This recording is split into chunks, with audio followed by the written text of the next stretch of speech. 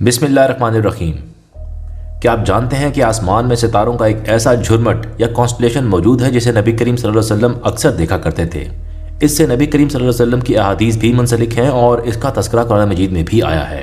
ये कॉन्स्टलेशन कौन सा है, इसे नबी करीम सल्लल्लाहु अलैहि वसल्लम क्यों देखा करते थे और एस्ट्रोनॉमी में इसकी अहमियत क्या है, आज की ये वीडियो इसी बारे में है। इस कॉन्स्टलेशन का एस्ट्रोनॉमिकल नेम प्लेडीज है, जिसे इंग्लिश में सेवन सिस्टर्स और उर्दू और अरबिक में सुरैया के नाम से पुकारा जाता है। जी हाँ, ये वही छोटा सा कॉन्स्टलेशन है जो आसमान में एक छोटे कुकिंग पैन की शक्ल बनाता है। इसे आप सबने लाजिम देखा होगा, लेकिन हो सकता है कि आप इसका नाम न जानते हों।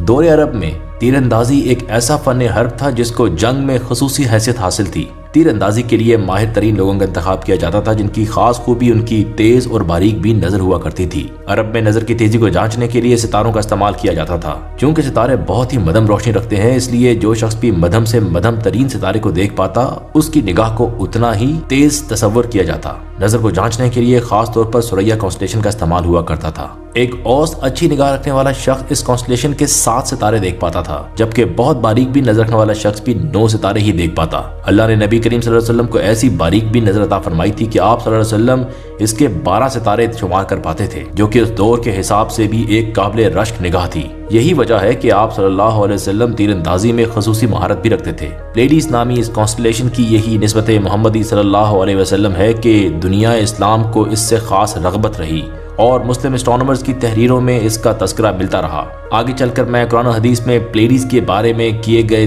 तस्करे की बात करूंगा, लेकिन उससे पहले प्लेडीज के बारे में कुछ बहुत ही इंटरेस्टिंग एस्ट्रोनॉमिकल फैक्ट्स आपको बताता चलूं। प्लेडीज हमसे 444 लाइट ईयर्स के फासले पर मशहूर ज़माना बुर्ज टॉरस में मौजूद है। ये हमारी ज़मीन से करीब तरीन मौजूद ओपन स्टार क्लस्टर है, जिसमें कमोबेश 1000 सितारे मौजूद हैं। अगरचे बगैर दूरबीन के सिर्फ चंद ही सितारे देखे जा सकते हैं। ओपन स्टार क्लस्टर्स क्या होते हैं, इसके बारे में मैं किसी और वीडियो में बात करूंगा। प्लेडीज हमारी मिल्की वे की तारीख में कदरे नो मौलूद क्लस्टर है, जिसकी उम्र सिर्फ 7.5 से 15 करोड़ साल है, जबकि मिल्की वे 13.5 अरब साल पुरानी है। गोया ये एक ऐसा नो मौलूद रीजन है जिसमें अभी भी नए नए सितारे जन्म पा रहे हैं। साइंसदानों का ख्याल है कि ये क्लस्टर अगले 25 करोड़ सालों में हमारी मिल्की वे की ग्रेविटी से असरअंदाज होकर बिखर जाएगा और बाकी सितारों की तरह ये भी गैलेक्सी के सेंटर के गिर्द मरकूज हो जाएगा। इस क्लस्टर का कुल मादा 800 सोलर मैसेज के बराबर है, जबकि इसकी कुल लंबाई 17.5 लाइट ईयर्स है, जो 16,000 अरब किलोमीटर बनता है। इंटरेस्टिंग साइंटिफिक फैक्ट्स के बाद अब मैं आपको प्लेडीज की ग्रीक मिथोलॉजी की कहानी भी सुनाता हूँ, लेकिन पहले आपको यह बताता चलूं कि ग्रीक मिथोलॉजी मफरूजों पर मबनी देवमालाई कहानियां हैं। इनमें पाए जाने वाले सारे कैरेक्टर्स असल में आसमान में मौजूद कॉन्स्टलेशन पर मबनी हैं। इन कॉन्स्टलेशन की जाहिरी शक्ल के लिहाज से इनको मुख्तलिफ तरह के किरदार दे दिए गए। नीचे आने वाले सारे कैरेक्टर्स जैसे taurus, Orion, seven sisters, Atlas और जियस असल में सितारों की कॉन्स्टलेशन की जाहिरी शक्ल से बनाए गए कैरेक्टर्स हैं। प्लेडीज की यूनानी कहानी के मुताबिक ओरायन नामी एक जंगजू शिकारी देव को सेवन सिस्टर्स पसंद आ गईं। सेवन सिस्टर्स असल में एटलस नामी एक देव की बेटियां थीं, जिसने अपने खुदाओं से बगावत की थी।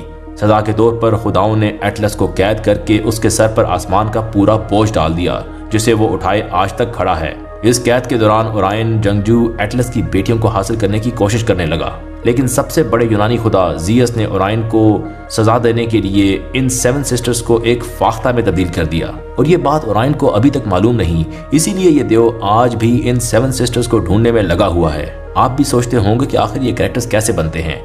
आइए मैं आपको बाकायदा एनिमेशन से समझाता हूँ। इस मकसद के लिए हम सबसे आसानी से समझ आने वाले कॉन्स्टलेशन ओरायन का इस्तेमाल करते हैं और देखते हैं कि ये कैसे एक जंगजू की शक्ल इख्तियार करता है। ये आपके सामने ओरायन कॉन्स्टलेशन है। इस कॉन्स्टलेशन में सितारों की पोजीशन कुछ ऐसी है कि गोया एक जंगजू हो जो ढाल और तलवार लिए खड़ा है। ये ओरायन का जिस्म है। ये उसका बायां हाथ जिसमें ढाल पकड़ी हुई है। ये गोया उसने एक खंजर अपनी बेल्ट पर बांध रखा है, जिसे ओरायन बेल्ट कहा जाता है, और ये उसका दायां हाथ है जिसमें उसने एक तलवार उठा रखी है। अब आपको समझ आई होगी कि कैसे यूनान के कदीम कहानी गढ़ों ने लोगों को मफरूजों से बहला रखा था, जिसका हकीकत से कोई ताल्लुक था ही नहीं। हत्ता के लोग मुबालगे में इस हद तक आगे निकल गए कि कहानियों को एक मजहब की शक्ल दे दी गई और झूठे मफरूजी खुदाओं पर ईमान ले आए। अब मैं आपको प्लेडीज या सुरैया नामी इस कॉन्स्टलेशन का कुरान और सुन्नत में तज़किरा बताता हूँ।